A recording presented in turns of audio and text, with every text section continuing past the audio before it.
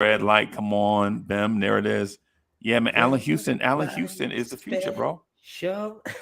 Good morning, Nick fans. Yeah, Thank you man. once again for joining Uncle Freezy and myself in the old Bim. school Knicks. It seems like we getting older by the week. Yeah. Hey, bro. I ain't gonna lie. I ain't gonna lie to you, man. Allen Houston.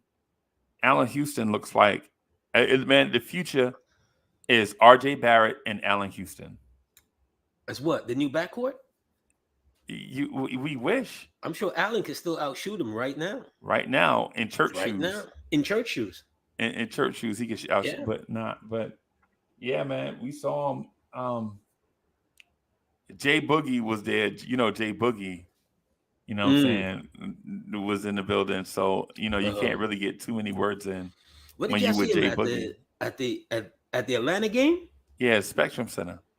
Oh, okay. We was Okay. like, well, we started about, I don't know how many rows, maybe 5 or 10 rows up from them.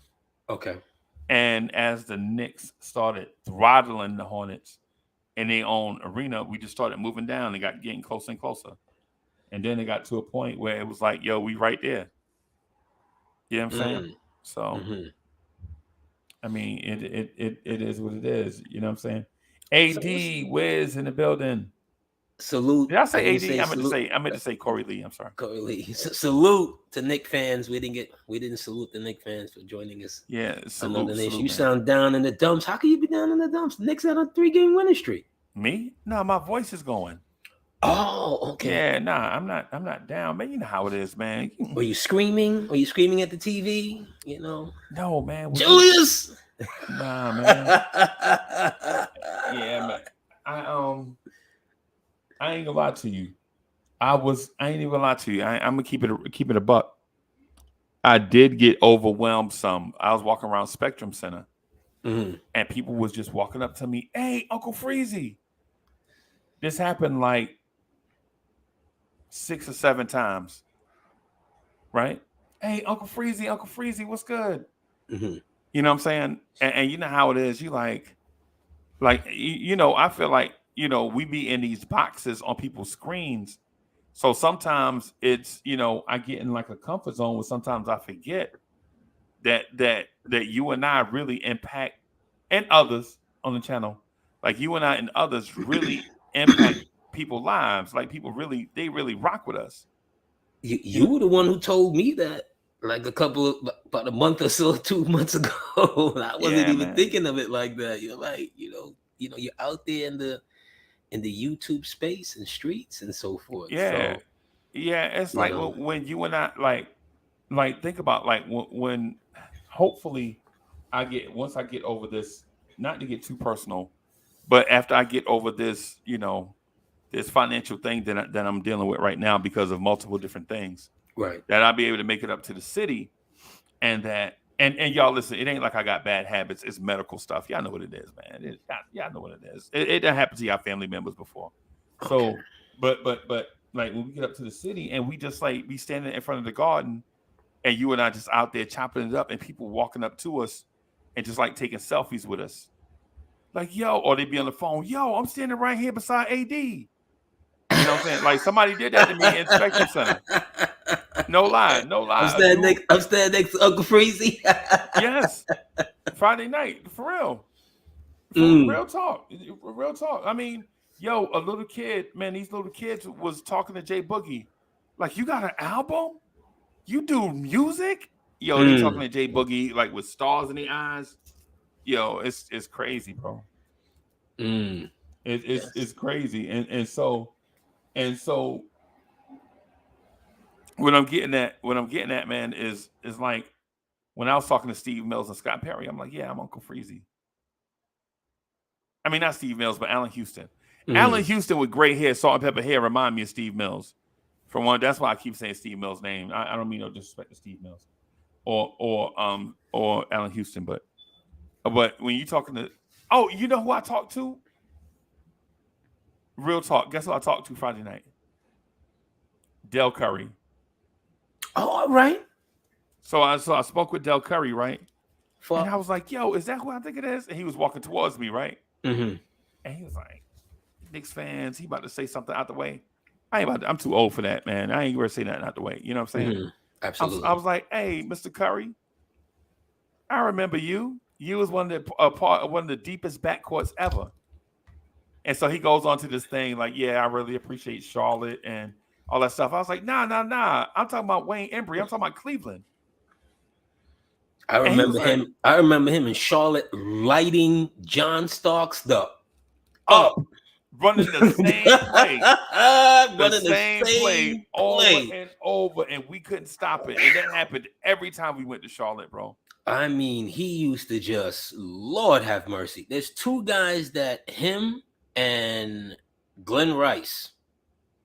And you remember Hersey Hawkins, Eddie Johnson? But for some particular reason, when those two guys in that particular era, when they saw John Starks, for some reason, like I remember Glenn dropping 41 on him.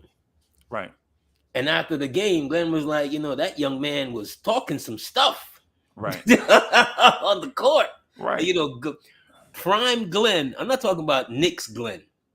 Glenn should have been LA good, Glenn. but it was a bad fit. Bad fit. He was a bad got fit. Him injured, everything. But we did get to the playoffs. He was a part of a playoff team with the Knicks, if memory serves me correctly. But I'm talking about Miami and Charlotte Glenn. Better yet, Michigan Glenn. When he went on that, was it 1988 with him, Ramil Robinson, Higgins, and I know that team and their names he was just absolutely 6'8", could let it fly from anywhere. That man could absolutely give you nightmares, the opposing team, because he was just beautiful. I think that's the greatest team they ever had. That shot, which one? The one with 89 Michigan, yes. Oh, you mean 80? Oh, yes. Absolutely. Pete, I remember with all of the brouhaha about Fab Five, and I'm like, hold on, they didn't win nothing. Right, they ain't won nothing. That Michigan team beat Seton Hall, a good Seton Hall team. Yes. In the finals. Yes. Right, with Andrew Gaze. Remember Andrew Gaze out of Australia? Yeah. Right? When they pulled him, that Michigan team, that was the team. Yeah. But we are so, enamored by baggy shorts and macho behavior on the court. They never won anything. They just got to the Final Four. They won off talent alone. Yeah. Like that's the team. They won off talent alone. That's it. Talent alone, but they didn't win. But they didn't win nothing. But they didn't win. That was the team. Like that 88 team. Because Fisher is the coach. They fired I can't remember who the coach before Fisher. Fisher takes over like right before. Was it right before March Madness? He takes over, and they go on this run, and I think Rob Pelinka's on that team. Rob Pelinka was on that team. Right. Rob Pelinka was like 15th dude off the bench and so forth. No, he was amazing. He was absolutely amazing. Amazing on that team, bro. Yeah. That squad, him, like I said, Ramil Robinson, Higgins, they had a core that all of a sudden they got it together. Right. In the right time. Right. And went on a run. But shout out to Glenn Rice and as you were saying, Curry was just a flat out great shooter. I'm trying to remember who their other guard was. On what? They had Ramil. No. I'm talking about Michigan. They had Ramil Robinson and they had a guard beside him. Yeah, his name is skipping me too. And I know that team. They had Mills. I think Mills was on that team. Terry Mills, old George Foreman looking. Right. Terry Mills. The old George Foreman looking Terry Mills. They had Lloyd Vaught. Lloyd Vaught was like Buck Williams. Lloyd Vaught goes to Clippers, I think, with the 9th pick or 10th pick or something like that. I thought Lloyd Vaught was going to be the next Buck Williams. Buck Williams, yep. And was not. And you know what? And Terry Mills, for his credit or discredit, Terry Mills was like that big dude. If he could get in shape, wouldn't get in shape. I'm Like talking Oliver about Miller. It's like same thing. Oliver Miller, same thing. Yeah. And when he was in shape, he was knocking down the 3-pointer. You could not stop Terry Mills. Right? He reminds you of the kid from Seton Hall, Amari Spellman. That's who he reminds me of, right? I'm talking about in terms of physical build, right? But man, that 89 you mean the same Amari Spellman that the Knicks, got him here one day and saw him in his uniform and said, Michael Sweetney. When did you get back in town? John Thomas, when did you get here? Clarence Weatherspoon. When the hell did you get here? That man, as a professional athlete, right? When I see guys like him, Brian Scalabrine, right? Things of that nature, I'm like, how did you make it this far? Right. Like, seriously, how did you make it this far? I swear I have no idea. Zero. He was just, it says something. It says something about, and I always talk about this, with friends and so forth, about relationships and how important relationships are in business. Right. Because if these people don't have good relationships with either the coach, assistant coach, general manager, when you delve into these people, next thing you see where players dating coach's daughter and all of these different types of a cousin-in-law, and right. This is why some of these people are still in the league. Right. Yeah. Because how could someone, who's multiple, offender of something like that, like you have to have a weight clause in your contract or something. As a grown man, yeah, you get millions of dollars to play a child's game, right? And you can't come in shape, right? It's crazy, yeah. But hey, it reminds me of a dude named Terry DeHare and a dude named Luther Wright. My cousins and the dudes that used to live next door to us, I ain't gonna say their names, but whatever. We used to all be on this court on golf field going towards the junction, right? Just out there shooting ball, right? And Luther Wright, the biggest of all of us, the youngest, we'd be out there balling, and he'd be like, man, I'm too man, I ain't going all the way down there to go get the ball. One of y'all go get it. Think Eddie Curry. Bro, okay, so I'm tall, right? Luther Wright is about 8 inches taller than me. Yes, at the time he was legit. Well, he 7 something. Yeah, 7'1", some 2. Yeah, at the time I was probably about 6'1", so he had to be about like 6'9", 6'10". Mm-hmm. But lazy, bro. Like, man, I don't feel like, why y'all keep knocking the ball down there, man? When y'all go get it? And what I didn't know at the time is like when you go through growth spurts like that, some of that energy is just not going to be. It lags behind. Yeah, you know what I'm saying? It lags behind because you don't automatically act big. Right. You don't automatically excuse me. Right. You don't clear the room. You know what I'm saying? You still have small man or smaller man mentality. Like you ain't dunking. It's like I saw Shaq. Shaq talked about that. Shaq. So I'm about 2 years older than Shaq, right? So we see him at this school called PS41. Okay. Right. So I'm an 8th grader, so he must have been like a 5th grader. This dude's like 6'2", in like 5th grade, bro. And if you know what a 5th grader is, look at somebody like 10, 11 years old, and then think about them being taller than your daddy. Taller than your dad. Yeah. But he don't know it. But you still rocking that 5th grade book bag. Yeah, but he don't know it. You know what I'm saying? He don't know it, and he really not supposed to know it. But yeah, that happens. Like one of my cousins. Shout out to my cousin PJ. Yeah. And call him the Gentle Giant. PJ was, I think he topped out. What did PJ top out at? 6'5", 6, a little more than that. But he was that tall at like 15, 16.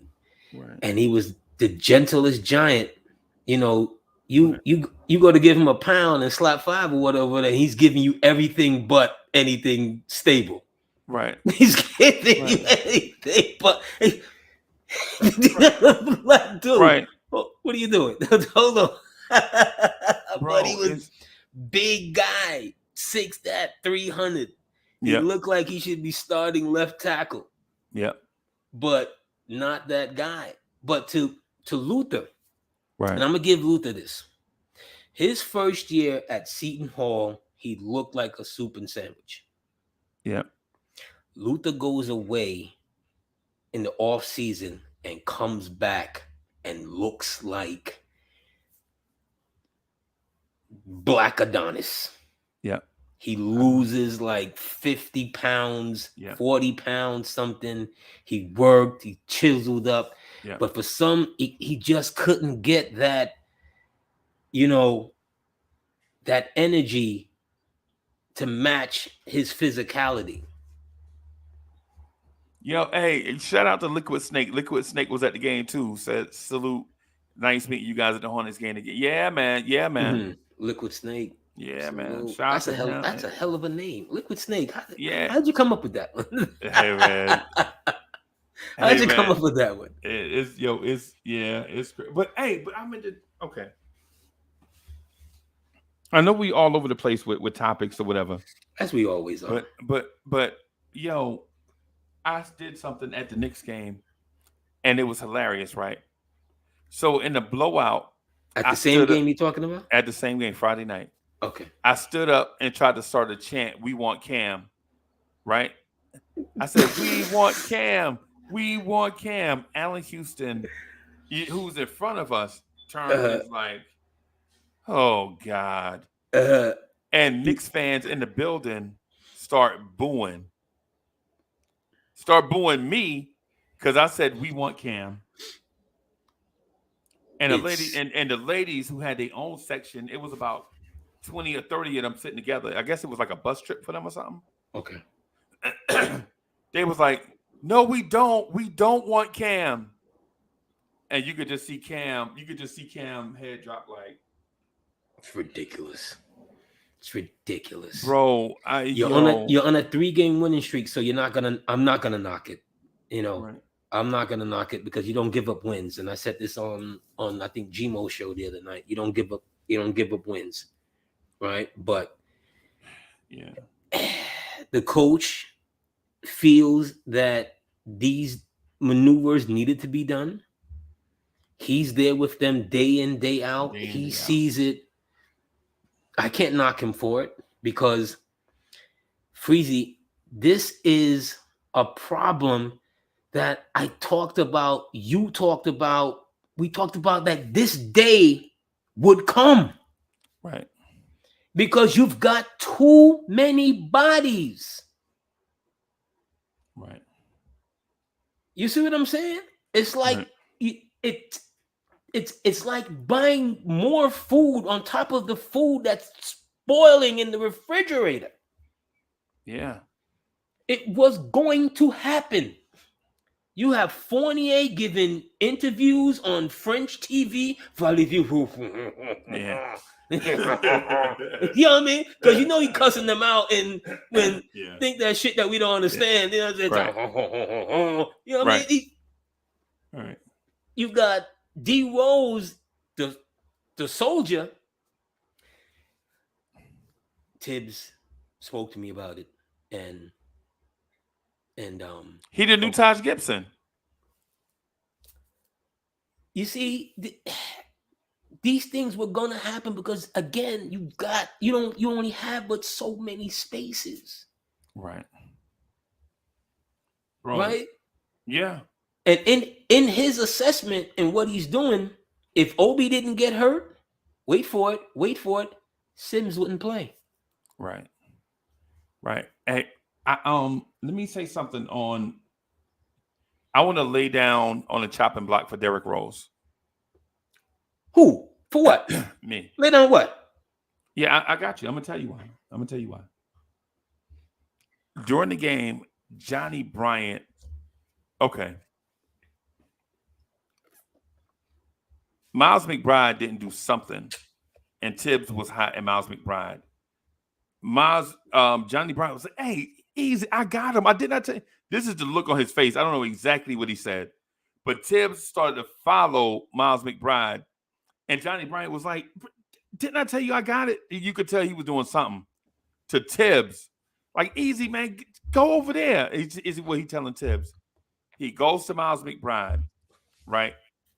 Pulls Miles McBride to the side, put his hand on his shoulder, look him dead in the eyes. I don't know what he said, right? Miles McBride go to the end of the bench and sit. Derrick Rose pulls him so he doesn't sit, pulls him out to the closest basket, and tells him to shoot. And Derrick Rose starts shagging rebounds from him and talking to him, right? Right. He does this for and then when the horn blow, the sound to let everybody know that the time. Yeah. So Derrick Rose so Miles McBride get ready to go sit down towards Tibbs, where the rotation guys sit. Rose pull him down there where he at. He talked to him the whole time. And then Johnny Bryant just look at Derrick Rose. Rose look at Bryant. And look, I got it on video for y'all thinking that I'm BSing. I have it on video. I don't know. I can't figure out a way to get it from my old iPhone to I'm gonna see if I can show y'all here. No, this ain't it. Let me see if I can find it. So I don't know if y'all can see this or not, but I have it up here. Like during the timeout, my man is talking to Miles McBride the whole time, right? And so Miles McBride comes off the floor. I mean, so it's towards the end of the half. Towards the end of the half, they are like send Miles McBride in for defense. They start doing defensive switches between Brunson and Miles McBride. And I was like, yo, he in the rotation. Miles McBride go out, and after they put that little bit of confidence, you know how like somebody put the battery in your back, like make you feel important. My man go out there and start balling, right? And so, and so the thing is, what I saw is Tibbs got on him. It was like good cop, bad cop. You know what I'm saying? Okay. They got on him, and then my man went out there and started balling for the rest of the game. Right? So I honestly think the Knicks kind of know what they're doing. You know what I'm saying? I think they know what they. I think they know what they're doing. As far as with D Rose, yes, and Miles McBride. I think they are shifting Derrick Rose from that guy to being a mentor. Like mentor these young players. Yeah, that's it. Because think about it. Young people nowadays are so sensitive. No disrespect to young people, right? But y'all are mad sensitive. People nowadays are so touch 80. A dude walked by me. A dude walked like it was good, but he's like, "Golly, get out the way, fat boy." I'm like, "Hurry up, man, get out the way. You messed up the game." Like I get called fat boy, it don't even bother me. But young people, if you say something like that to a young person, they want to shoot up the whole arena. Absolutely. You know what I'm saying? They are so sensitive. Absolutely. You know what I'm saying? So the thing is what I'm getting at is I don't think Derrick Rose is going to be back in the rotation. I don't think they're going to trade him either. I think Derrick Rose is in the sweet spot where he'll play some, but he'll mentor some. I don't know if I agree with that. Okay. That part right there. I think while he's here, D Rose, from what I've gathered throughout the years, especially when he lost, the athleticism. Yeah. he's respected. Right. That's D Rose. He's respected like how LeBron is respected. Okay. Just without the rings. Okay. You know what I mean? That's D Rose. You remember him, the ultra uber athletic player that he was, that, injuries, which is a part of the game, but around the league, he's respected. But I don't think within himself, he's thinking, that's it for me now. I'm just going to resign myself to Taj Gibson status. I think he still has a little bit more in the tank in a small portion, in a small role, but it's just not here. It's just not, it's not here. It's not fair to him. It's not fair to them. There's too many bodies. Nah. See, it's just too many bodies, Freezy, because I'll throw another name out there, okay? Quickly. Right. See, Quickly is before McBride. Right. On the depth chart. Right. D Rose playing affects Quickly's minutes as well. Right. See what I'm saying? I'm not saying good play, bad play. I'm just saying sheer math. The more he plays, the less Quickly plays, and the less McBride plays. That's the tree. Disagree with you, bro. I'll be right back. Okay. Tell me. Knicks fans in the chat, tell me. Am I wrong? If D Rose plays, let's say D Rose plays his used to minutes somewhere between 17 to 21 minutes per game. How does Quickly play his same amount of minutes? How does McBride play the same minutes that he's now getting accustomed to now? He can't, Freezy. He would be better on a team like, let's say, let me throw out a team, Philly, a Milwaukee. They're there at a certain place of, especially Milwaukee. They're there at a place that looking for championships. He would know his role. He'd come in, give them what he can give them. That's it. On this Knicks team, come on. It's just too many bodies and not enough places to play. This was my point all along in the offseason. That this day would come. Right. And it's here. So you telling me you don't agree? Okay, that's fine. Right. I wasn't the greatest in math, but you know what? I know a little something. Yeah. I know 1 + 1 is 2. Shout out to Kings County in the public school system. For real? Yeah, shout out to Hudson County. Shout out to Hudson County Public Schools. Shout out to Whitney M. Young Junior School PS15. I told y'all a couple of weeks ago, I'm the only kid that got suspended the last day of school. And the principal meant that. Meant that. Yeah, I just walked up. I drove by there the other day. I just walked up to me and went, you. Pointed in my face. Yeah. Right? You will not pass to go on to the next grade unless your mother comes up here tomorrow, and turned and walked. And walked off. Yes, indeed. But yes, with Cam, Freezy, what did Cam do? Or what did Cam not do? AD, he ain't it. Shout out to Paris Duggar for the generous contribution. Paris Duggar says, my summer team 2021 together are winners. They got it. Grimes and McBride. What? Please explain he ain't it. Explain that.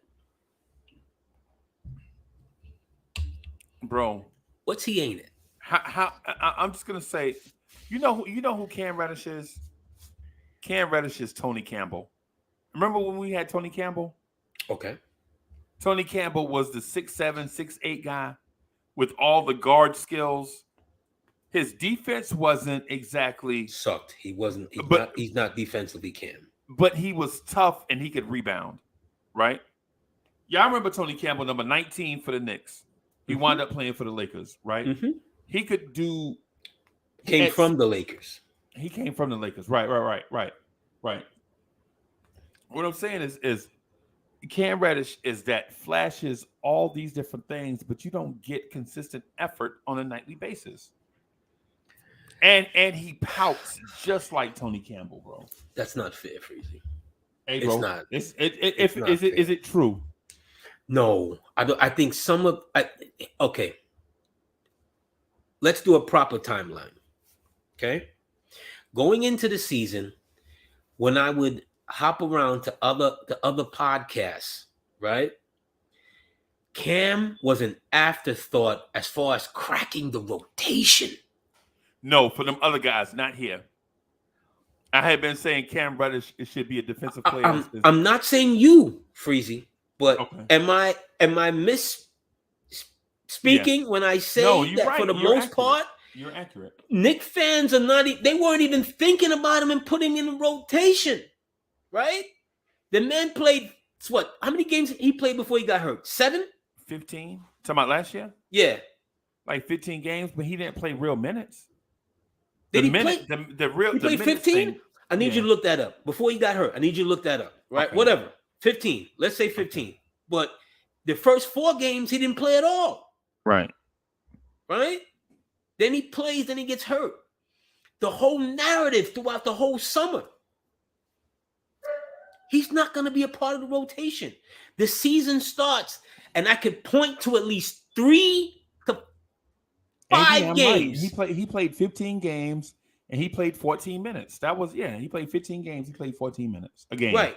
But coming into this season, all of a sudden, because of whatever, you not only playing Cam, you starting Cam. Cam had several games that he helped the Knicks to win, that he should have even been doing more in those moments, right? Now he's playing 21 minutes a game. Not only is he offensively showing something, I think he's averaging 8.5 a game, but defensively, he's a better defensive wing than RJ. That's not even debatable. You don't have another small forward defensively that's him. Right. And somehow, some way, what he's shown you out of the small sample size that you gave him last year before he got hurt, the guy he was in New York the entire time this offseason. Right. Okay. It's just not fair. But I can't knock the coach because why? He done won 3 straight games. Right. And he's playing for now. He's playing for his job now. And I want to point this out to Knicks fans. Okay? And I pointed this out the other day. Let's remember something. Wait for it. You're only at 500. Right. Right. AD, what I'm saying to you, bro, I'm not knocking what you're saying. Shout out to Corey Lee. Corey Lee, thank you for the generous contribution. Corey Lee says, Cam didn't do a thing. Right. But here's the thing, AD, what I'm saying is I agree with you with a lot of the stuff that you're saying. Right. Should Cam get more minutes? Bro, Cam Reddish, what I'm saying to you is that you can't take opportunities off, bro. You can't. You are already on thin ice with everybody around the league. You can't take a play off. He took that play off against Dallas. Remember the play where he was jogging up the court, the dude ran by him, he was jogging up the court, and the dude wound up dunking? Tibbs took him out the game, and you ain't seen Cam Reddish since. Okay. Remember, he played last Saturday. That's Freezy. Trust is something that's earned, right? But it goes both ways.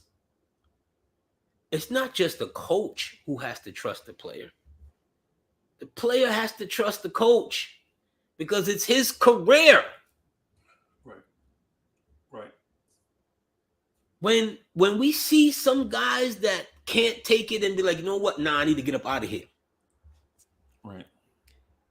You see what I'm saying? It's his career that we're fooling with. That I want to remind people of this. There's only 450 slots every year. Right. They ain't got no more. Right.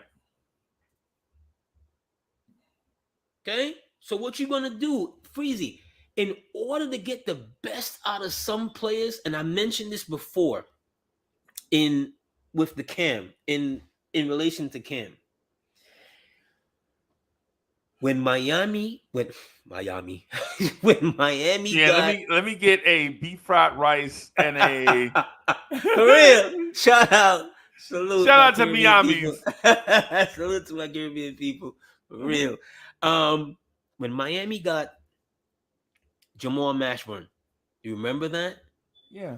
They thought Mashburn would have been that piece next to Mourning, in between Mourning and Hardaway. Right? And he should have been. Right. He did not fit. Right. He did not fit in Miami. And he wasn't that guy. And listen, y'all, in terms of names that are forgotten, you know what I'm saying? I'm talking about certified walking buckets. Okay. Jamal Mashburn is that. When you talk about names that have been forgotten, like Alex English, Jamal Mashburn. All City. Number one pick. Yeah. Brought Kentucky back. Yeah, from the dead. Kentucky was a dead program. They got the death penalty. Kentucky couldn't go to the tournament for 3 years. Remember that? They could go to the tournament for 3 years. For 3 years. Patino gets down there. I promise you. There was some money, but I'm not even going to go there. You remember Christian Laettner stepped on that dude chest from Kentucky? If that was me, Christian Laettner still would have been looking for that foot, bro. He'd been hospitalized to this day. Christian Laettner, oh my goodness. The total disrespect, right? But look at Mashburn in Miami, Freezy, right? Yeah. He's not that guy. Miami keeps getting slapped by the Knicks, right? Yep. He goes to Charlotte. Somebody, you have to have the right space and time and coaching staffs and so forth that believes in you, Freezy. Right, I understand that. You see what I'm saying? Some players, everybody's not going to be the same. You can't have all of these pieces here and you not manipulate it to get the best out of it. Right. Again, why do you have all these damn pieces here? Man. Why do you have 10 draft picks? Oh, bro. You got a plan. Yes, you got a plan. Right. Nick Management, you got a plan. Yeah. I remember that. What's the plan? Man. Them Miami years was tough for Mashburn, bro. Because he wasn't that kind of player. Right. That Miami team was a replica of what Riley built in New York. Right. With Van Gundy. Everything. Ewing, Mourning. Right. Hardaway is just a better version, a better, younger Harper. Right. And so forth. The Thunder Dan and all of these guys that you had to play defense, you had to play hard nose, and there was no room for no Bronx. Right. There was no room for none of that. Right. There was no room for offensive, really offensive dominance from the wing. They played center first, outside, wing. Right. They played like us. Yeah, they played like us. South Brooklyn, thank you for the generous contribution. South Brooklyn says, We did not draft Cam. Tibbs is Cam's second stop. He hasn't shown that we should develop him over the guys that we drafted. The next team he goes to can develop him if they have the time. Thank you for your generous contribution, South PK. That's foolish. And no disrespect to you, but that's foolish. Because what's one man's trash is another man's treasure. Bruh. I'm saying, bro. You can't. That's if the consensus is he doesn't work here. Okay, fine, move him. But don't bring back something in the same muddled situation. You have to have a positive forward move. You can't move him off the team and I got 2 second-round picks for him. How did that improve the squad? Right. You can't tell me that you can't play this kid. Right. I've seen it. I've seen him win games for the Knicks. What I'll say, bro, about Cam is I've seen players like Cam come to the Knicks and not do, you know what I'm saying, and not just fit. I don't think Cam is a fit. And I pounded the table. I thought he was absolutely a fit. But now I don't think he a fit. I'll tell you what. I'll tell you this. And because you like to throw the grenade in the room, let me throw the grenade in the room. All right. I take him over RJ.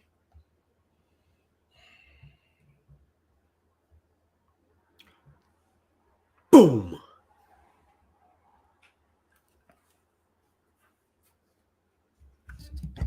You may need that.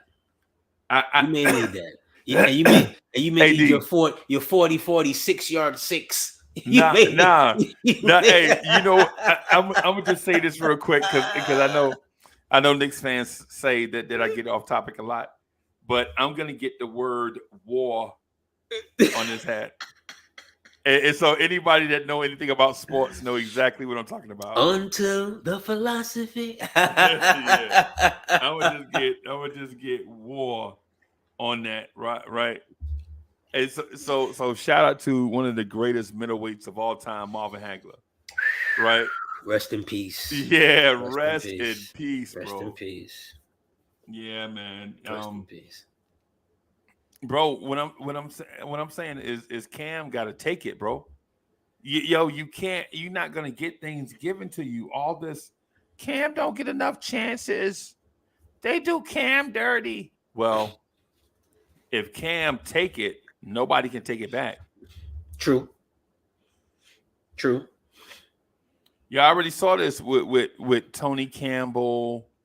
Man, I saw this with Trevor Ariza. With Doug Christie, that's not with LeVar Postel. Yeah, but sometimes, though, Freezy, and you got to take a situation for a situation, meaning that it's different.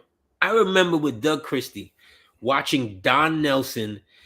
Don Nelson looked like he should have played a role in Chariots of Fire because he was just consistently Doug.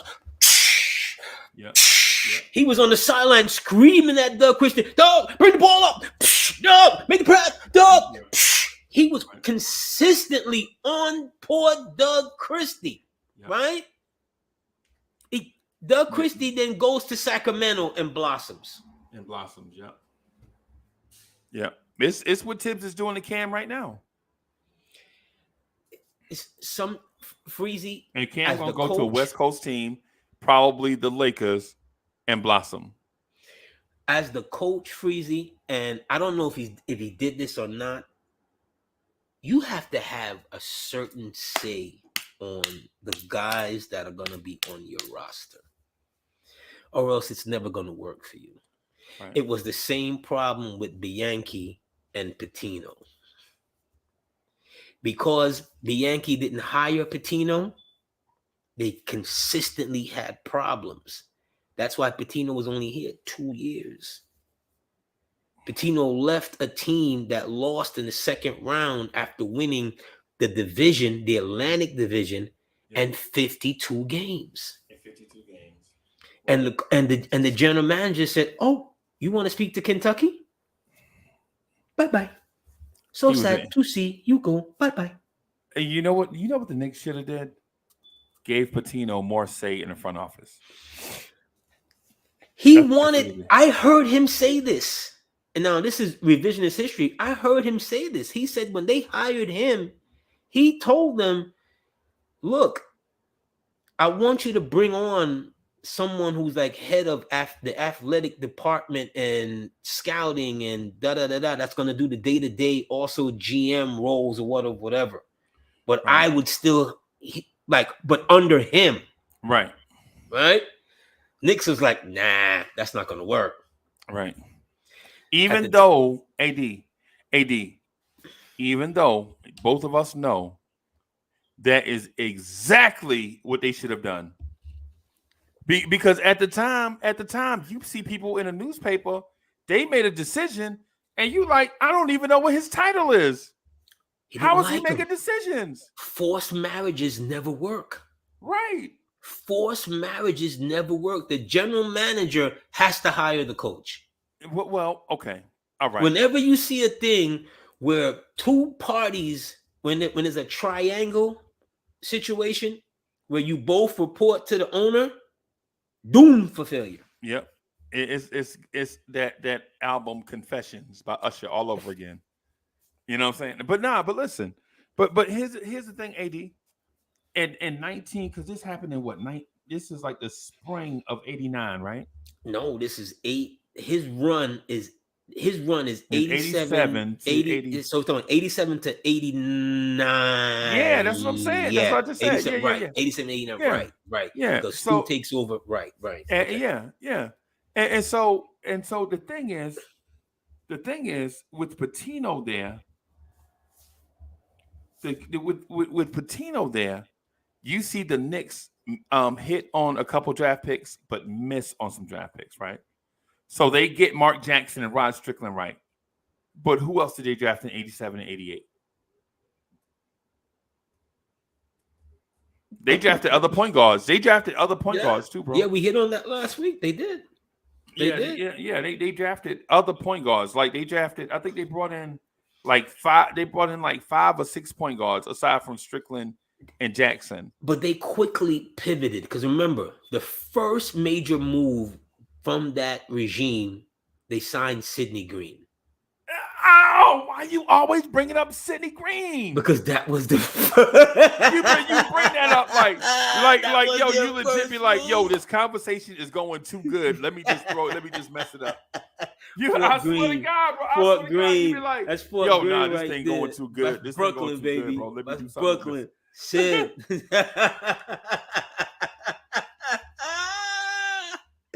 Dude, I remember it because that's what they did. That's their first major move.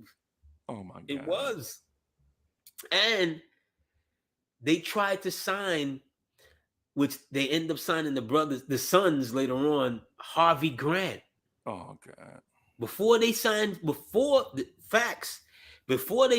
Sidney, they gave Harvey Grant a poison pill contract, like at the time, like a 5-year crazy deal, whatever. They thought that, I think, because Harvey was at Washington, I think, the Bullets at the time. Right. Yeah.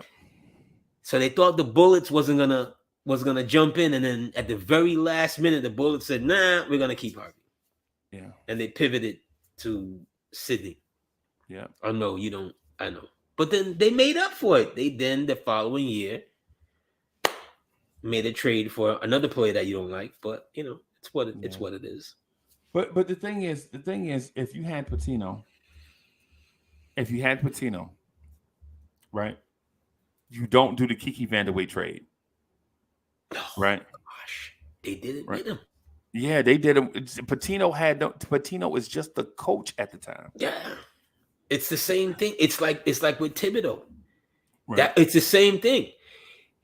They traded for Cam with Thibodeau here, and Thibodeau If he had real truth serum, he'd be like, I didn't want that motherfucker. Right. Same thing with Vandeweghe. They traded a first round pick for Vandeweghe. Right. Who was hurt at the time. I remember my boy telling me, because my boy was a big Johnny Newman dude. And I like Johnny Newman as well. Right. But he was like, dude, and to this day, I'll give it to him. My boy Steve, who's no longer a Knicks fan. But that's another story. Oh, God. He was like, yo, Johnny Newman is better. And I remember then I'm like, no, but Kiki Vassell, if Vandeweghe gets right, right? If he gets right, that number 55, he never got right. The game had passed him by. Yeah. Injuries caught up to him. I remember watching him in the that first time we played Chicago, with Riley. God, he was horrible. Like, he's slower than Mark Jackson. That's pretty hard to be. Yes. That's pretty hard to be. Yes. At the time, and the game had passed him by, and injuries and whatever. But look at Vandeweghe in the 80s. A baller. He was a bucket. That's not who we got. No, you telling me? I know this. I watched them. WWOR Channel 9. Same thing. So you have to allow, back to our original point, you have to allow the coach to pick the groceries. I remember Bill Parcells saying that. Yeah.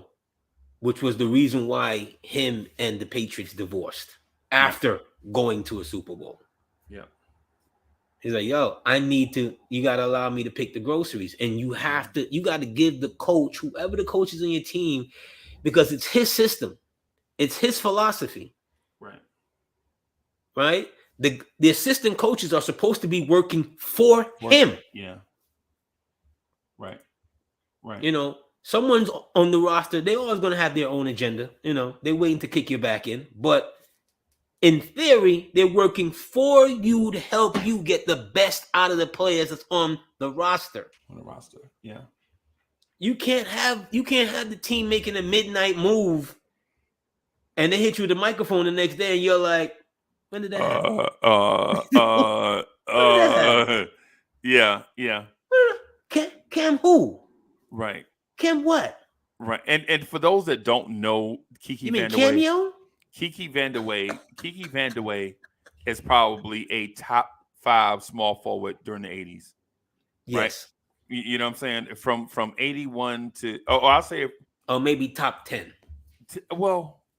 Maybe top 10. Who was better? I'm talking about through the whole decade.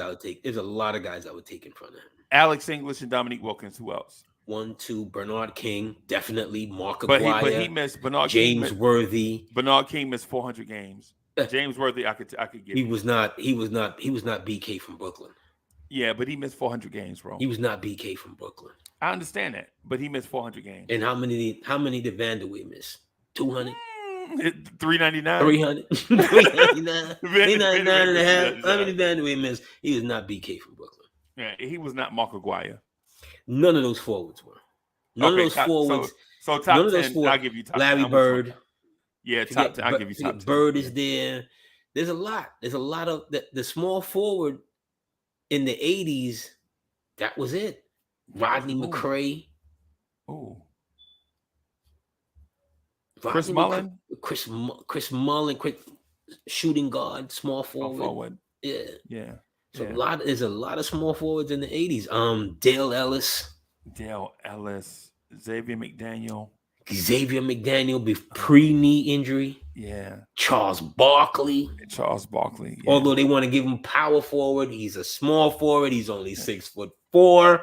Yeah. But he played so high above the rim. Right. There's a lot. Vandeweghe averaged 20 points a game, though. 21 points a game. Yes, he did. Early part of his career. In an era where you had to work for every bucket. Yeah.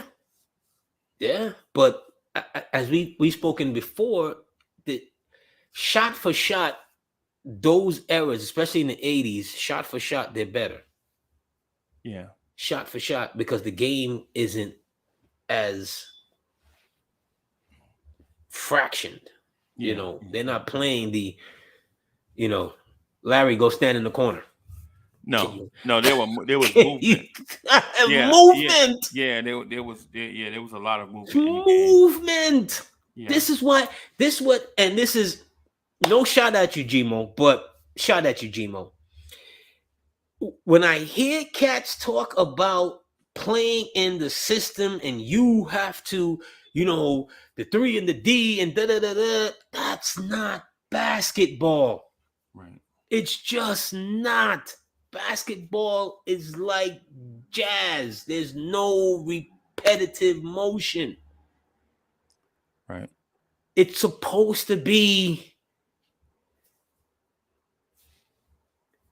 this thing where cats are like it's military when you're posting it. You're supposed to put a corner right there and this do that. And now you have to have. Well, let me say. Hey, so Corey Lee, thank you for the generous contribution. Corey Lee says Pat Riley wanted the same type of say, and you see what happened. Yeah, he's talking about the same thing with Rick Pitino, and probably the same thing with Tom Thibodeau. I mean, but coaches are always. That's why he left. Donnie Nelson wanted it. He wanted them to fight with Riley. Riley wanted them to fire Grunfeld. Yes, and he should have been. And he should have been fired. In the grand scheme of things, you're Ernie Grunfeld. Yeah. In the grand scheme of things, who's more valuable? Right. It's one of those things where he wanted ownership and them to fire. They wouldn't give him parts of ownership. But he only wanted ownership because he didn't want dudes telling him what to do. Like how it is with him and Mickey Loomis. He didn't want 9 layers in between him and the owner. But I don't think they was really telling him what to do as far as with Grunfeld and Checkers. Because remember, Checkers had to beg and grovel to get him. Yeah. He had to get on. It was, for that regime, it's their signature move. Right. It's their first move and their best move. Right. They took a horrible in-studio Pat Riley on NBC. Terrible. Terrible. Yo, that man was so uncomfortable sitting there and them pretty ass blazers. And Pat Riley has the most beautiful hair of any executive. Bro, Pat Riley, yeah. They saved him. He wanted out, and once he heard that whole, he's from what, Scranton? Yeah. Upstate New York, whatever. It's like, oh, they got you in there. I'm out. Right. NBC. Right. What about y'all? Take it back. We good. Yeah. We good. And they was too happy for him to go because he was not good in the booth. Right. No, he wasn't. But he's there. They had to. And when they got him, his first move to go meet with Ewing. AD, can I stop you right there? Of course. I just want to stop right there. See, you got to rewind 3 months before that. The Knicks had agreed to trade Pat Ewing to the San Antonio Spurs. Remember, Pat Ewing was disgruntled. That's why a lot of this stuff was happening. Pat Ewing disgruntled in New York. The trade was Pat Ewing to the Spurs for David Robinson and $8 million. And see, at the time, the San Antonio Spurs were one of those small market teams that was struggling financially. $8 million back then would have been like giving a franchise $80 million today. But that's with the old regime. That's what, yeah. But that's what I'm saying. I'm ready to get to that. Okay. I'm ready to get to that because you remember the Spurs were the team that got the most squeeze from the fruit. Like they took like the Sean Elliott's of the world, the Rod Stricklands of the world, the Terry Cummins, the Vernon Maxwells, all these different players that on paper were all individually good players, but they didn't play good team ball, right? They would choke in the play. Man, listen, you want to see a team choke in the playoffs? Look at every Texas team in the 80s. The Mavericks, the Rockets, the Spurs. They all, especially Dallas. But I digress, right? Pat Ewing was getting killed by the media so bad in the press in New York, he requested a trade. Pat Ewing at the time, because what happened is the Spurs agreed to the trade, and then when they went to go tell, and this came out later in later stories. I remember hearing that Pat almost got traded to the Spurs. That's the part that I got in real time, right? I think, well, not to cut you, Freezy, but I think that might have been the season before. 90? I think, I think it's 90. I think it's like might have been 90. Yeah, you're right. I think it's right. I think it's 90. But Pat is still disgruntled. Pat it's like, but we're talking about we're talking about maybe like 6 months. Right. With the not with Checkets. Checkets didn't want to move him. Right. When Checkets came on, nobody wanted to move him. Right. But no, the previous regime. We're talking because they went through Paul Evans and Gutowski. Right. They had some real instability in the top of the leadership. Right. And he went through 5 coaches or 5.5 coaches. It's somewhere. Not Donald Sterling. What's the other? Jesus, Sterling something, because he's the one that makes the trade for Gerald Henderson, which he trades the number 5th pick. Wait for it, which turns out to be Scottie Pippen. Right. For a broken down Gerald Henderson from Boston. A dude that number can't jump 7. no more. A dude that can't even jump no more. Gerald Henderson, when he traded for Gerald Henderson, and at that time I might have been like 15 or 16 years old. So I'm basketball, everything. And this is 1987, everybody. I'm basketball, everything. AD, can I just throw a little salt in the wound too? I just want just a little bit. I just want to throw a little bit of salt in the wound. At this time, the Knicks, the word around New York City is that the Knicks were enamored with New York's very own Olden Polynice out of Virginia. Mind you, you have Bill Cartwright and Patrick Ewing.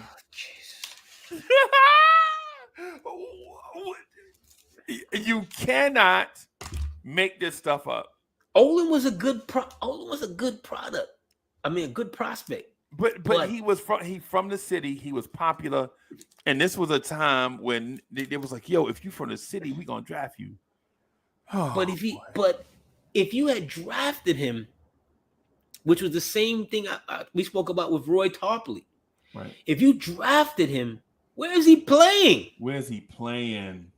Not only that, Olden Polynice's offensive game. Nah, he's not. No, he ain't that. He's just a good big man around the rim. Good touch. Good big man around the rim. Good touch from about 5 to 7 feet in. Great rebounder. Yes. Good defensive guy. Shot blocking is average to at best, but he was not. He Mitch Robinson. Yeah. Yeah. Basically. He Mitch Robinson. So even if you did because nobody knew Scottie Pippen was going to be that good, right? No, nobody. But even if you did draft Olin Polynice, what were you going to do with him? Excuse me, the Bulls general manager did.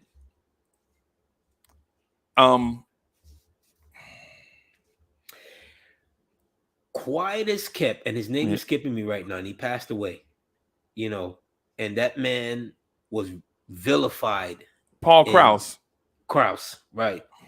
That man was vilified in the Last Dance documentary, which I to this day I didn't finish the whole thing because I can't do that. It's disturbing. Yeah. It's disturbing. I can't do that. You know what I mean? I may not have the relationship with the Knicks like I once had, but during those days, right? But Krause, when you're talking about talent evaluators for 5 to 10 years, He's at the top. He's smashing it. He's at the fucking top. That's ever did it. Yeah. He's right there with them. Yeah. He's right there with them. Okay? Because the one thing, he might not have drafted Jordan, but guess what? Wait for it. He didn't trade Jordan either. No. He was smart enough once he got on board because Rod Thorne drafted Jordan. Right. Rod Thorne. Man, listen, man. Rod Thorne drafts Jordan, right? I'm gonna tell you something about Rod Thorne though, real quick. One of the best he should have been, if he had his legal thing. Yes. Rod Thorne should have been the commissioner of the NBA. Yes. Right. Yes. Hands down, because this dude knew basketball and talent, and he knew business. And I think at some point he was the assistant commissioner, but he was never. You know what I'm saying? But he was in the league office for a minute because he came out of the league office to go run Jersey. Yep. To save Jersey. To save Jersey from themselves. Yes. You know what I'm saying? Yes. So, but the thing, and David Stern made him take that job. He made him say, he's like, yo, you got to go save this franchise. They in too big of a market to. You remember, because at the time he went there, they were going to change their names to the Swamp Dragons. You remember that? The New Jersey Swamp Dragons. They were so, and his signature move, he trades Marbury for Kidd. Yep. At the time, kind of unpopular, but not really. He drafted Kenyon. Yep. Trades Marbury for Kidd. Hires Byron Scott. Yep. Right? On draft night, he trades for Richard Jefferson from the Houston Rockets. Look. And trades for Vince Carter, gets Vince Carter from the Raptors for 2 players and 2 second-round picks. Later on, because that, and I don't want to tell Brooklyn or Jersey, because no, not Brooklyn, seriously, Jersey, your history, but you already know. They had a 7-man ownership group. The league literally was like, look, they were good with Daly and them, Right. There's something there. Let's go recapture it. Go over there. They're in the biggest market. Go save it. And he did some, look at those players. Kenyon Martin, first overall pick, right? He comes in with Byron Scott. Byron Scott literally destroys his jump shot. Yep. Tells him, you can't shoot. Right. They break his jump shot down. It looked like Kenyon Martin was going to be a bust. Yeah. Right? But they get the right floor general. They get one of the best, to me, it's Magic Isaiah Kidd. In my all-time point guard. Hold on. I don't want to talk about nothing else. We got to talk about this right now. Okay. How is Clyde Frazier not a top 3 point guard of all time? Here's the deal with that. Clyde, is he not the greatest defensive point guard to ever breathe breath? No. Clyde he has a bit of scoring in him. He has a bit of scoring. If you look at Clyde, look at his numbers. Remember, Clyde is on record as saying, when Pearl got here, I didn't change my game. Pearl did. Right. If you know what Pearl was with the Baltimore Bullets previous to that in college with Winston State averaging 41.9 points per game. So Clyde has a bit of, but for me, my point guard trajectory, it's Magic Isaiah Kidd. Clyde is in there. Clyde is in there, but he's not in my top 3. I can't believe you said. And I love Clyde. I can't believe you said Tragic Johnson. I know Tragic Johnson is on Mount Rushmore. He is. He's on Mount Rushmore. Clyde, he's on Mount Kilimanjaro. You know what I mean? Clyde is there. He's in the room. He's in the conversation. But as far as at the very top, I love him. Don't get me wrong. That's Knicks royalty. You know what I'm saying? We still spinning and winning. You know what I mean? But my top 3 point guards, yeah, those are my top 3. I notice how you don't show the Celtics any love. I can't. I just can't. You, sir, are biased. I just can't. I am, but I just can't. I can't. There's because the Celtic hate, it runs too deep. Because the Celtics have 3 point guards, right? I want to put them in an order. Top Celtics point guards, right? You already know who my favorite is, but it doesn't make JoJo White. Yes. JoJo White modernized the point guard position. Right? JoJo White. Hey, heck, what's good, bro? Are you taking JoJo White over? Are you taking JoJo White? Isaiah over Tiny Archibald? Are you taking him over Tiny Archibald? Are you taking him over Isaiah? It's hard for me to take anybody over Isaiah. It's hard for me to take, but I do easily with Magic.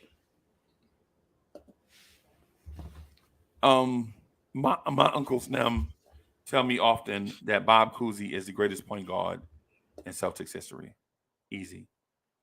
He got 8 rings. Right. That's pretty easy.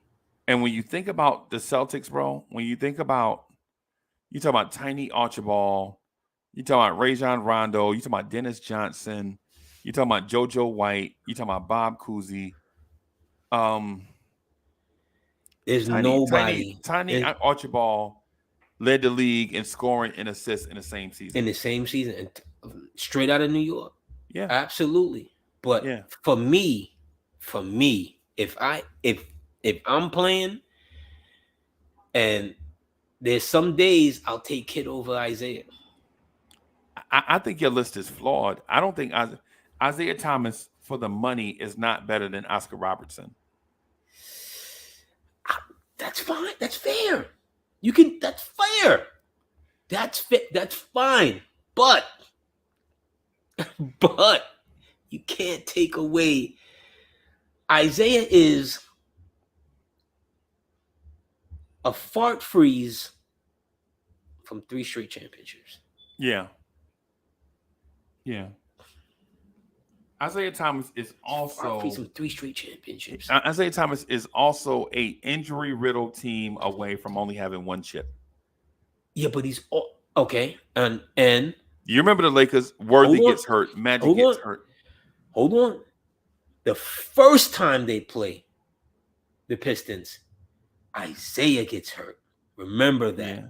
Remember his game. You remember when he turned his ankle? Okay. Oh, I was about to say, God. And he drops 25 in the fourth quarter? In 1 quarter, bro. And listen.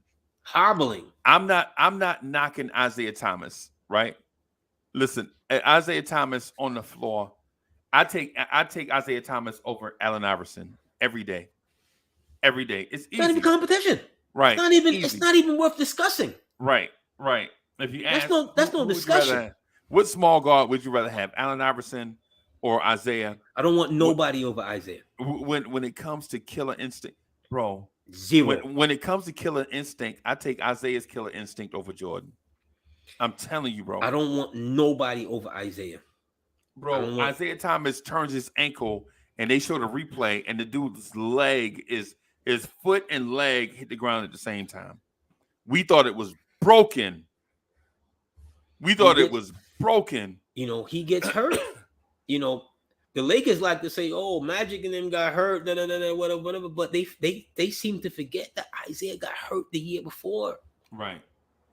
So it's like we even. bro. You got yours because my guy was hurt. We got ours because your guy was hurt. Bro, I'm telling y'all, pound for pound, Isaiah Thomas is the most dangerous dude to ever play basketball, bro. Pound for pound. Right, I love Isaiah Thomas, bro. So you got to rethink that. And I didn't watch, and I need a real older than us to come on and give us the Oscar Robinson. I know all the stats, no doubt. Right. The Olympic team years and whatever. But for me, right, it's Magic Isaiah. My uncle told me, he was like, yo, with Kansas City, Oscar Robinson played every position every night. You didn't even have to sub him out. All the lineups, no matter who you put in the game, Oscar would play 1 through 5. Because he's he's 6'5", 6'6". So my uncle was like, Oscar Robinson is like 6'3", but they have him listed at 6'5". I don't know. I never, you know what I'm saying? Okay, he's before our time, but right. But to Jason, back to Jason Kidd for a second. The reason why Kidd is there for me, because basketball in its finest moments is on the break. Right. Okay. Nobody's running the break better than him besides Magic. Right. You put him in the middle, Jefferson, Carey, Martin. You got thoroughbreds. McCullough. You got thoroughbreds that can't shoot, including himself. He's gotten better over time, but with defense and them trusting him, the moment he got there, right, 360, instantly better. And Marvin, but it was a system fit. It was you could put him in any system. You could put Jason Kidd in any system. There's no surprise that Dallas got better with an older Jason Kidd. Right. There's no surprise that Melo's best season is with Jason Kidd. Okay. All right. Duly noted. But I'm here to tell you that Jason Kidd is not better than Clyde Frazier. I'm sorry. Okay. I'm sorry, bro, because we're talking about a guy that impacted the game in all facets of the game. This dude, Clyde Frazier, was 7-time All NBA defense. Okay. 7 times. It's like if you mix. Kidd is a good defender. Kid is a good rebounder. He's not in Clyde Frazier class. Let's not do that. Kid is a great rebounder. Gary Payton is in. Kid could get you a triple-double every night. He could do that. He can get you a triple-double every night. He can do that. Low triple-doubles, but still, if you need him to score. They played at a fast pace, bro, where you got more shots and misses. And on teams that can't shoot, you're gonna get more opportunities. That's because of him.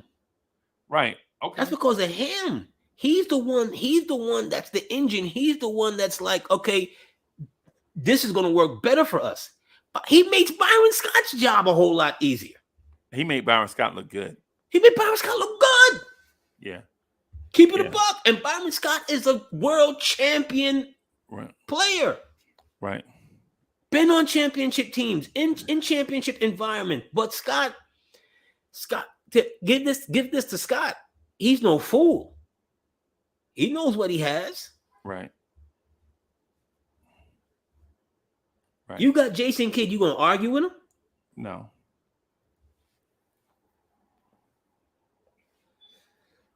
The shame of it with the Melo thing is that if he was 2 years younger.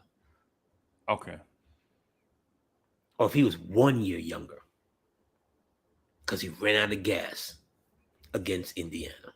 Clyde Frazier averaged 19, 6 and 6, almost 20, 6 and 6 for his career, and was the best defensive point guard maybe ever. Okay. Clyde Frazier may be the best defensive point guard maybe ever. Okay. Gary Payton had a nickname. He was the glove, bro, and he could defend. He would smother you. But Clyde Frazier I'm taking Kid over Gary Payton too. Yeah, me too. But man, there's no. If you want to say Clyde, okay, fine. I think so. Clyde got 2 rings. Clyde got Game 7, 36, 19, and 7. My top 3 point guards, and I know this is gonna sound disrespectful, and it may sound like I'm trying to start an argument. I'm not. But you are. My top 3 point guards of all time are Steph Curry, John Stockton, Clyde Frazier. And the reason is these dudes all changed the way basketball is John Stockton played. can't be there. No, this dude can't be there. Okay. Here's a question, and I know you're not big on the military basketball type of stuff, right? Name the offense that the Lakers ran. Please don't say Showtime, because that's not offense. No, Showtime is the culture. Showtime is the culture. Showtime is part culture, but it was they smother you on defense, force you to take a long shot, grab the long rebound, and get an open court and run. That was a Showtime thing. They wanted you to see that. They played, and Pat Riley did it in 2 other stops. Smothered you in the half court, right? But he didn't run in his other 2 spots. He didn't run his other 2 spots, and he didn't have the automatic bucket in his other 2 spots. Yes, he did. No, he had Pat Ewing, and he had he had Ewing. Warren. He had but he had Kareem. He had the automatic bucket. He got the hook shot. Yeah. Kareem is the GOAT. So shout out to Cat, right? But man, he got Kareem. Man, but what I'm saying is this: John Stockton and Jerry Sloan. Remember, before Jerry Sloan, it was You're disrespectful. What's the dude in Utah before Jerry Sloan? Fish tie. I see. Layden, fish tie. Frank Layden. Yeah, Layden. Frank Layden had Stockton buried on the bench, right? Teams were running the low post offense, right? Every team was doing it, right? Every team doing it, running low post offense, right? You start inside, work your way out, right? Jerry Sloan, who was a very good player with the Chicago Bulls, him and Bob Love, I remember them in the 70s because they was an easy W, but that backcourt of Sloan and Love, they was tough. It was like Grimes. It was like playing against Grimes and maybe a scorer, because Bob Love could score, bro. You know what I'm saying? But they took the pick and roll offense, which was a jump offense. And listen, I know people watching today are like, yo, the pick and roll, everybody do it. But back then, it was a junk offense because you asked your big man to do too much stuff. You want him to set a screen and roll to the basket and catch it and try to dunk. Big man wasn't doing all that. Big man was gonna go get big in the post and catch it, and then go and they move. The pick and roll, you ask a big man to do too much stuff, right? And big man will get hurt doing it, right? And then plus natural screen setting was not a thing in the 70s, right? Because matter of fact, before when the Pistons started, so the Pistons started doing it with Isaiah in the early, because what it is teams used to take big defenders and try to mug Isaiah Thomas, right? It was like he too little. That's why you see all them videos of Isaiah Thomas getting a big man in space and just like, you know what I'm saying, saucing them up, right? So what Detroit did was they traded to get a goon from the Cleveland Cavaliers named Bill Laimbeer, right? Bill Laimbeer used to be the dude to come off the bench and just mug your big man. They turned him into a screen setter, right? And so, and y'all hear me out. Y'all just be patient with me. So Utah goes away from the isolation because they used to run ISO with a dude from Fly Slamma Jamma and Adrian Dantley. You remember Adrian Dantley used to get the ball in the post and be in the post all night, just pump fake, pump fake, pump fake, pump fake, pump fake, right? They go away from that, right? And run the pick and roll with Stockton and Karl Malone. And this is in the early 80s when nobody knew who Stockton and Malone were. Malone, who was there probably before Stockton, after Stockton, right? Stockton couldn't get up off the bench until they ran the pick and roll offense. Once they got into that pick and roll offense, bro, you could not stop the Utah Jazz from scoring, right? Stockton got so good at the pick and roll, right? He got so good at the pick and roll, bro, that teams had to start drafting defenders to stop the pick and roll, right? You remember, AD, you remember when we were talking about teams used to try to draft the tallest dude they can find to stop the low post offenses of teams? Right. Like we drafted Kenny. Don't say it. We beat that enough. But let me ask you a question, Freezy. Right. What does championships mean to you? Everything. Okay. If championships mean everything to you, John Stockton can't be on your list. Oh boy, I knew you just can't. Because you put on your war cap, without war. War. You put your war cap on, war. out here with a deuce, with your war cap on, out here with a deuce ain't taking down Deers. Bambi ain't scared of you with a deuce. Yeah. Bambi ain't scared of you with a deuce. You know what I mean? Like, if championships mean something to you, Freezy, Magic Johnson dominates a decade. He dominates a decade, Freezy. Right. How many number one picks was on that Lakers team? It don't matter. They're nothing without him. It does matter. They're nothing without him. Cap, remember, when he got there, Cap was done. Cap was bored.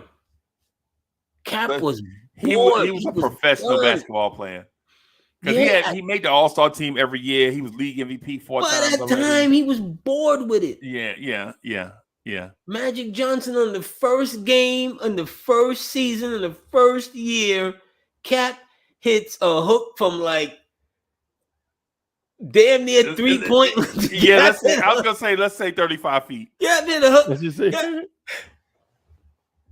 And it go in. And it goes. They win by 1, and the Lakers celebrate like it's 1999. Johnson jumps. Magic celebrates like it's 1999. Jumps all in Cap arms like a baby. Yeah, I remember that. That right there rejuvenates Cap. The whole organization. And then the whole organization, the NBA. Right. The NBA hadn't seen that before. No. They'd never seen that before. And he wasn't on drugs. He wasn't on drugs. He didn't have some stupid habit. We haven't talked enough about the great Irvin Magic Johnson. When I find the great Irvin Magic Johnson, then I'll talk about him. He right here. All right. He right through me. So okay. Pause. All right. I could absolutely chapter and verse. Bro. Chapter and verse. All I'm saying is I saw the Lakers at the Garden. I saw the Lakers at the Garden 3 times with Magic Johnson. And we were fortunate. We were up in the nosebleeds, right? But whatever. I saw Magic Johnson get the Timmy put on him by Michael Ray Richardson. Magic Johnson could not even. Norm Nixon had to bring the ball up, bro. Because Michael Ray Richardson had the quickest hands. You would have picked out 3 games. And those are the ones I saw. I can't talk. No, hey, chat, y'all know Mount Rushmore player's career. Yeah, all I'm saying is, y'all know me. If I hadn't seen it, I'll go by data, right? And I go by what other people say. I'll trust what other people say. If I hadn't seen it, right? But Michael Ray Richardson picked that dude clean like 5 straight times. Before Michael Ray Richardson, I thought Mo Cheeks had the quickest hands that I ever saw. You're calling Magic Johnson Tragic overrated. Johnson. That's really what you're saying. I'm calling him Dramatic Johnson. You're calling it, which is Dramatic Johnson, so bro. disrespectful. It's so disrespectful. I think Clyde Frazier is closer to Magic than what you give Clyde. That's fine. You could. Okay, I'm not taking that from you. I'm not at all. But this dude dominates a decade.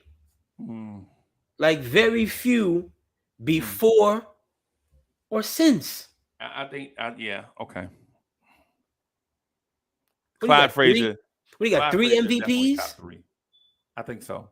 Yeah, okay, you want to put Clyde there, fine, but you can't put if championships, as you said, and I don't want to have to pull up the receipts and rewind the tape. As you said, championships mean everything to you. Everything. John Stockton cannot even buy a ticket to the game. No, I'm talking about Clyde Frazier. Clyde Frazier won 2 championships. But you had John Stockton on your top 3. Right, because they innovate. John Stockton cannot buy a ticket to this gala. John Stockton took a junk offense. I don't give a damn. Yeah, they don't. He don't got no. It don't mean a thing if he ain't got them rings. Teams not running mid-range offense now like Magic. Are teams posting up big guards now? No. That's what Magic Johnson used to do. Magic Johnson would post up your little teeny guard. Is his fault? Is it his fault that his father shot a 6'9" shot? Is that his fault that he's 6'9"? No. Is it his fault that he can dictate offense and keep a motion and find the pass? And is that his fault?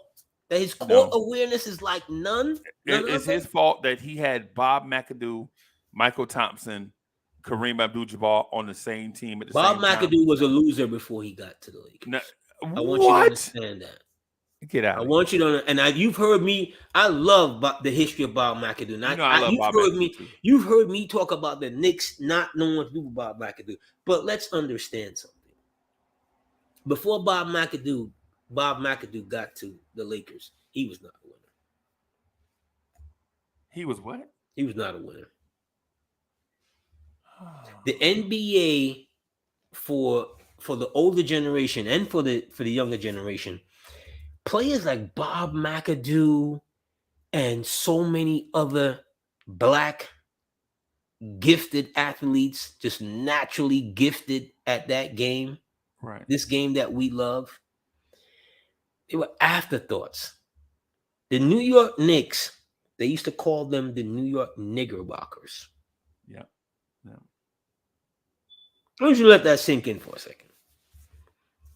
When they had near white player on the team. Right. The NBA at that time is like 88% black. Right. Except not really. But yeah, I understand what you're saying. And a lot of these dudes, and you can't forget the whole drug culture at that time. Now the drug culture, the drug culture was crazy. The drug culture was crazy. Remember when the league came in? I mean, Phoenix had to suspend like 7 guys from Phoenix. Yep. Quentin Daly got spent like 3 times. Yep. Orlando Woolridge, another one. There's a lot of guys. See what I'm saying? So, and a lot of these dudes, they weren't winning type of ball players. They had to get with winners. Same with Bird. Same with Bird in Boston. They said the first day of practice, when they saw him, like Cedric Maxwell was like, this white boy ain't no different than any white boy I haven't seen before. Right. Until Bird drills him from 25. Right. Until, yeah. All right. You know, everybody can hit a shot. Bang. 30. Right. Let me just speak to the white guy thing just real quick. There were dudes. Now, my thing with the NBA and the separation and the color thing, the race thing. In professional basketball, there were a ton of good white ball players. The NBA, however, used to have these teams that, for instance, I respect the Boston Celtics because when everybody else was lily white, the Celtics were integrating. Red Auerbach is from New York. You know what I'm saying? He go to Boston.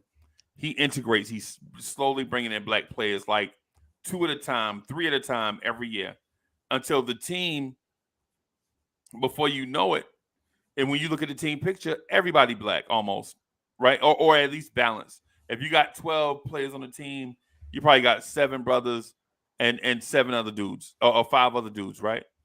And so you got to give Red Auerbach that credit because he featured guys like Bill Russell, right?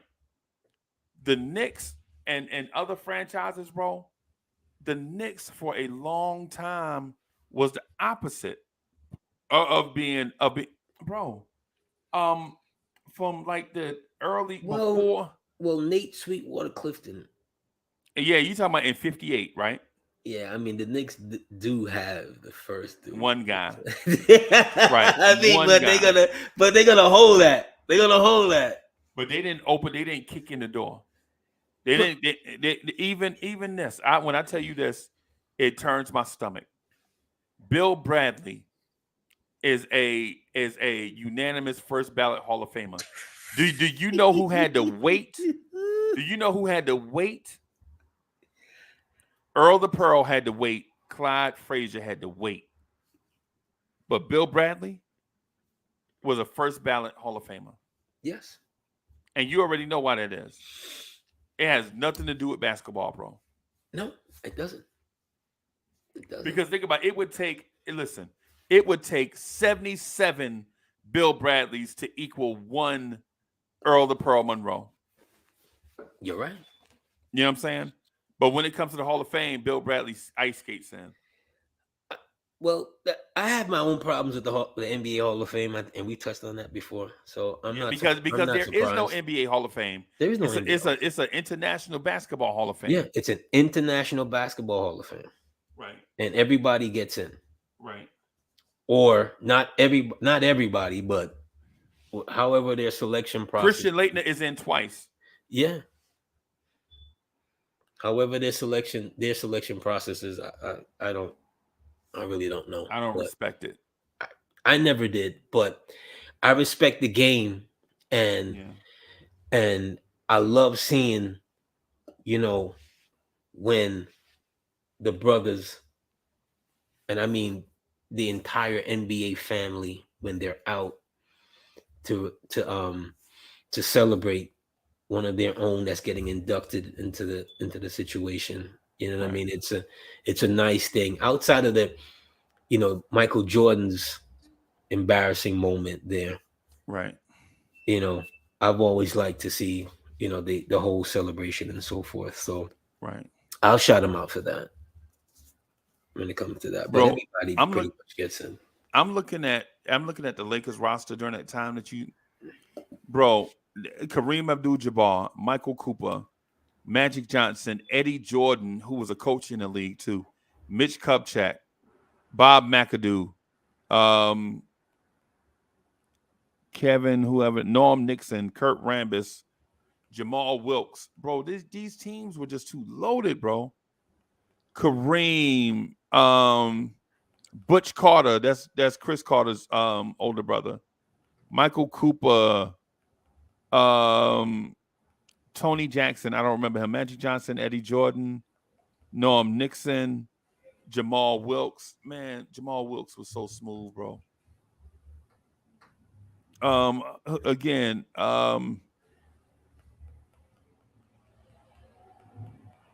Michael Cooper, Spencer Haywood. I forgot they had Spencer Haywood, bro. I mean, bro, I think Spencer is there for, was it one season? Is he there with them for one season, I think? He was there for that. Now, I do remember my uncle. So I might have been, 12? Bro, 12 or 13, maybe 11. When Spencer Haywood, what they got this bum for? He don't even live basketball. But again, he's a part of the time. Remember, Spencer Haywood is, for a lot of NBA fans that don't know, he's the Jackie Robinson of the NBA. Right. You know, Spencer Haywood is the first that is able to come into the league without going to college. Yeah. You know, Right. and And he opened up free agency. Opened up free agency. And he's married to Iman. Yeah. So, hey, Spencer Haywood was that dude. In that time, think about that whole time, that whole 70s time. So he started with Seattle, right? Yeah, cats is rolling around with spoons, gold spoons around their neck with the chain. It wasn't the fashion necessarily, because that's what they did. That's a part of their lifestyle. Right. You know what I mean? So he played for the Denver Rockets. Yeah, dude. Shout out to Spencer Haywood. You know, he's a name that a lot of today's ball players don't know what he did. You know. Yeah. He was the one that shook the system. Spencer Haywood. Then you got Darryl Dawkins. You know, another name will rest in peace that, you know, that's lost in the annals of NBA history. Chocolate Thunder. Right. You know, he broke the backboard. You know, Spencer Haywood and Bob McAdoo played together for the Knicks, right? Yeah. They're two forwards. They lost them, I think they traded them both in like the same season. Yeah. The Knicks are stupid. You know, when they were going through again. So like I said, they were all a part of that culture of not part of winning basketball. They had to go find.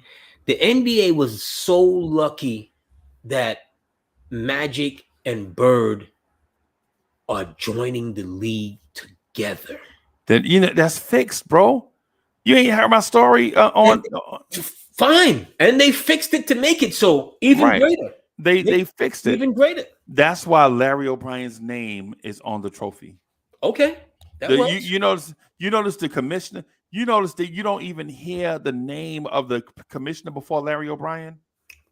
Nobody even knows who the commissioner. People don't even know who Larry O'Brien is. That's what you do when you got a product like that. But Larry O'Brien saved the NBA for one. Larry O'Brien was like, yo, we going to get these teams out of these small markets. Why y'all playing in Buffalo? Why y'all playing in Rochester? Why y'all playing in Fort Wayne? Who coming to see you in Fort Wayne? You know what I'm saying? Who coming to see you in Rochester, New York? And they're going to help Who coming to see you in Syracuse? To put the right players on the right team. If you had enough smart management that would follow suit. Why you need two teams in Philly? No, you don't. Right. That's what you can't. You got two teams in Philly. They can't draw flies. You know what I'm saying? We're going to get y'all out of here. One of y'all going to go to San Francisco. Right? Why you need a team in St. Louis? You can't draw flies in St. Louis. Absolutely. You know what I'm saying? So all these different things. Larry O'Brien saved the league, and Larry O'Brien, I'll give him credit. Larry O'Brien knowing Kareem Abdul-Jabbar to the Knicks. Think about this. Larry O'Brien, think about this. Y'all think about this for a second.